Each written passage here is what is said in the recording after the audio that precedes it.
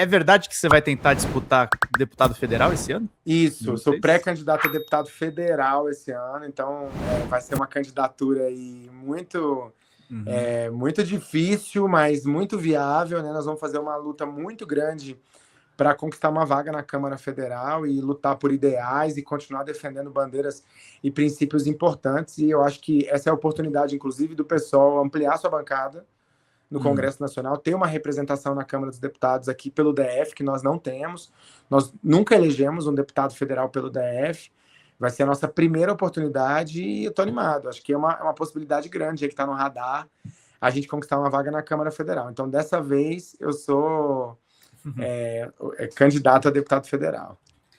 E uma pergunta, você deu uma declaração para a revista Fórum, aí entrando um pouquinho na questão do Banco Master, né? Um escândalo aí que está tendo, não para de ter desdobramentos, tem inclusive desdobramentos envolvendo ministro do Supremo Tribunal Federal, tem essa questão das festas do Daniel Vorcaro, que é o dono do banco, e você dá a seguinte declaração para a revista Fórum, que o governador do DF, o Ibanez, não tem condições morais para ser a solução do caso Master e BRB. Fábio, a gente teve a apreensão do celular do Vorcaro, implicando diretamente o ministro do STF, Toffoli. Eu estava vendo a reportagem da Daniela Lima na TMC e no UOL, mas, no entanto, tem nomes de políticos, tem nomes de instituições, tem as informações que estão havendo alguns vazamentos seletivos. Como é que é? O grande vilão do caso Master é o Toffoli? Por que não o Ibanez? Eu acho que o caso Master tem um conjunto de vilões aí, né? Eu acho que ele acabou ajudando a revelar algo que nós precisamos problematizar. Eu reconheço muito o trabalho e a importância do Supremo Tribunal Federal no enfrentamento à tentativa de golpe de Estado que aconteceu no Brasil. Claro. Então, obviamente, foi fundamental, foi um trabalho importantíssimo e corajoso do ministro Alexandre de Moraes e do conjunto do Supremo, ou pelo menos da maioria do Supremo Tribunal Federal, nesse processo. Mas esse esquema do Banco Master e a investigação do Banco Master tem revelado algumas relações no Supremo Tribunal Federal empresariais que precisam ser questionadas, né? Claro. Então, por exemplo, a gente vê o ministro Fux, né? Eu vi um levantamento que o Celso Rocha de Barros fez, se eu não me engano, que o filho dele conquistou 95% dos clientes no escritório depois que o pai virou ministro do Supremo. Então, assim, esse tipo de coisa, né? Foi um levantamento que o Celso Rocha de Barros fez. Eu estou confiando aqui nessa fonte, que é uma fonte geralmente... Que é aquela coisa da porta giratória, né? O cara tem o pai, ministro, e um escritório de advocacia, então que se repete também no caso do ministro Alexandre de Moraes, por mais que ele tenha protegido a democracia. E é o caso do Dias Toffoli com Tayaya, né? Assim, como os investidores aparecem para fortalecer um resort. Então, eu acho que isso levanta uma questão importante, que não necessariamente põe em xeque os julgamentos, né? Coloca em xeque a lisura de vários processos que a gente enfrentou recentemente, mas traz uma questão de conduta que tem que ser discutida no Supremo para que a população não perca a confiança numa instituição que cumpriu um papel importante como esse nesse contexto. Então, eu acho que eu vou passar pano para os ministros, porque eu acho que algo tem que ser visto com rigor aí, e a sociedade tem essa cobrança. É óbvio que tem essa cobrança, é um cargo de extrema importância, é um cargo vitalício, de acúmulo e concentração de muito poder. Então, nós precisamos falar sobre isso com seriedade, inclusive do papel que eles cumprem.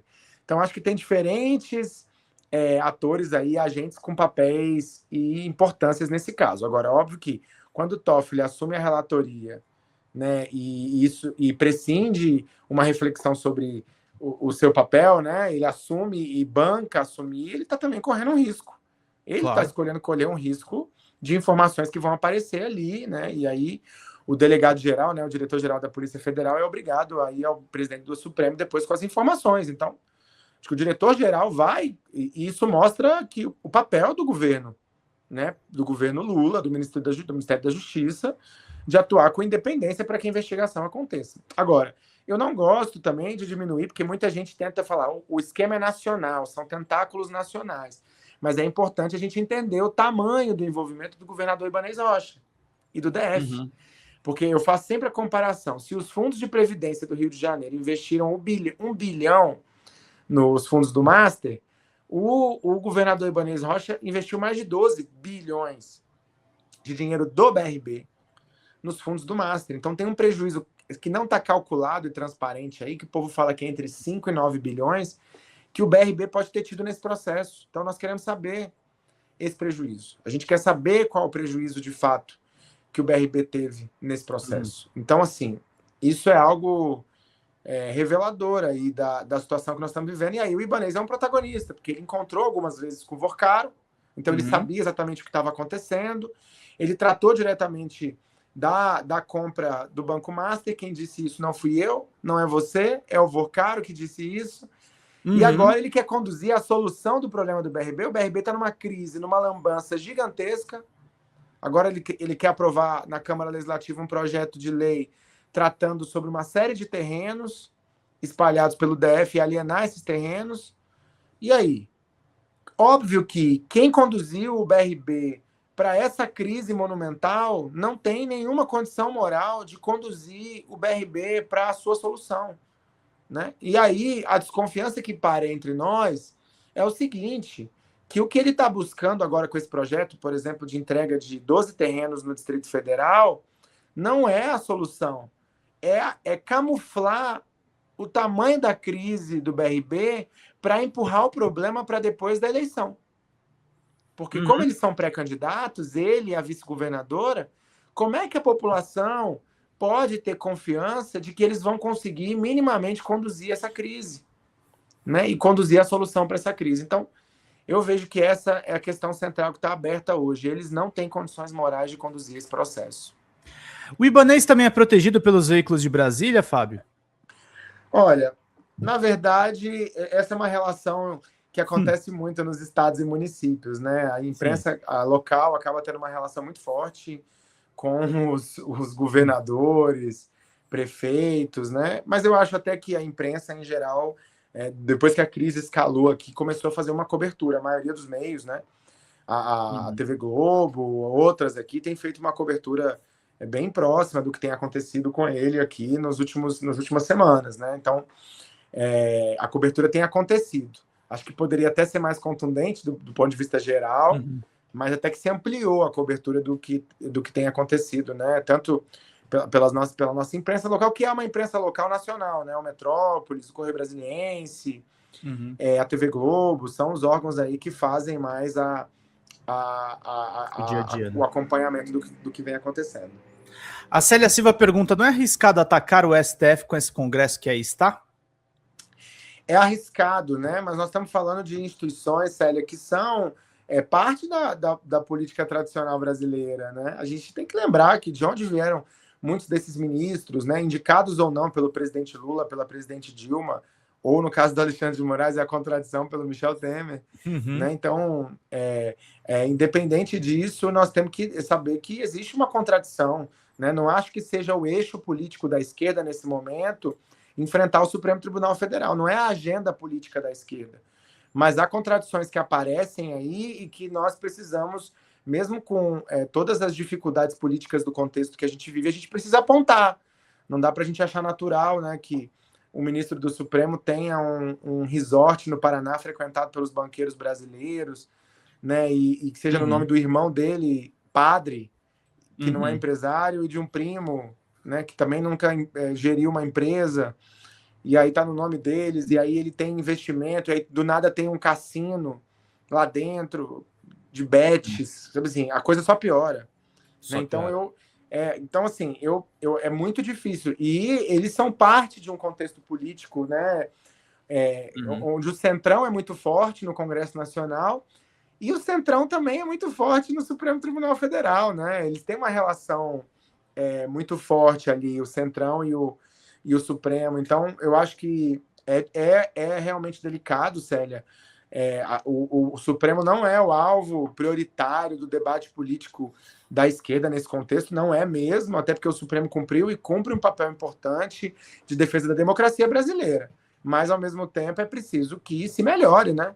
Se melhore, né, essa elite jurídica brasileira com respeito, né, à população. Imagina, eu fico pensando muito naquela jovem lá que entra numa universidade, cursa direito, depois começa a atuar como advogada, vê um filho de um ministro desse conquistar milhões da noite para o dia porque o pai é ministro do Supremo, né? Então, Isso aí Difícil. é algo muito triste e nós não podemos achar isso natural, né? Porque isso só reforça desigualdades e o uso das instituições para influência, né? Para o que se chama, né, do ponto de vista até penal de tráfico de influência, mas não é exatamente isso nesses casos, porque, óbvio, não tem uma tipificação e não tem necessariamente um problema legal, mas há um problema moral que precisa ser discutido nesse caso. Mas o nosso foco nesse momento, sem dúvida, é que a investigação do Master aconteça, e a gente sabe que falta muita direita nas manchetes dos jornais brasileiros, dos jornalões brasileiros, porque o Master é amigo do Ciro Nogueira,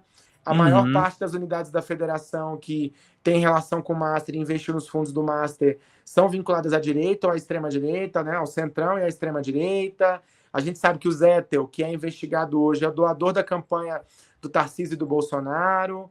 Eu acho que é isso, né? É preciso que a gente fale sobre isso, porque a imprensa, de fato, faz um tratamento muito desigual. Falta direita nas manchetes. Você vai se candidatar a deputado federal por conta do avanço da extrema-direita nas duas casas? Eu acho que sim. Eu acho que nós precisamos nos preocupar muito mais com o voto para deputado federal. Eu acho que esse vai ser um voto muito importante que nós vamos ter daqui para frente. Né? Um voto que tem uma capacidade de transformar a vida política. Eu acho que a esquerda se preocupa muito com o voto para presidente, para governador, e muita gente dá um voto para o centrão ali nas cidades. É uma despolitização, o povo acaba escolhendo o voto de última hora para deputado federal, para senador também, para o Congresso Nacional. É um voto secundarizado, então eu acho que é importante a gente abrir uma janela ali, uma janela de voto na esquerda para o Congresso Nacional e para que a gente tenha uma bancada defendendo valores de esquerda. A gente tem 513 deputados federais. Quem acompanha a política, o povo que te acompanha é um povo politizado que sabe disso, né? E nós temos ali entre 100 e 130 deputados de esquerda, centro-esquerda, né? Então é um grupo muito restrito ainda. Então não só digo para dar apoio às propostas progressistas do governo Lula, né? Mas também para dar apoio a princípios e projetos progressistas na Câmara, né? Se nós tivermos 200 votos ali, 200 deputados federais, isso pode movimentar muito o Congresso Nacional, mudar a correlação de forças. Eu acho que isso é muito importante, né? E aí eu penso que a gente só faz isso se a gente se organiza e se a gente começa a pensar com mais força sobre o nosso voto para deputado federal. Eu acho que essa onda a gente tem que levar para o Brasil todo, né? Fala, galera da Folha TV, não se esquece de se inscrever aqui no nosso canal para assistir programas como Folha Notícias Manhã, Folha Notícias Noite, o nosso Folha Entrevista e o nosso Barzinho das Meninas. Muitas coisas bacanas a gente acompanha por aqui e a gente precisa muito, muito do apoio de vocês para nosso trabalho jornalístico, investigativo, de curadoria de conteúdo, com vocês ajudando no nosso Pix, folhademocrata@gmail.com, ou mandando superchats, valeu demais, e os recursos financeiros, tornando-se membro do nosso canal, no nosso curso de jornalismo básico, para você ficar muito bem informado a respeito de tudo. Queridos e queridas, muito obrigado pela presença de todos vocês. Vida longa e próspera. Cuidem-se, cuidem dos seus, e não esquece de se inscrever aqui na Folha TV. Até mais!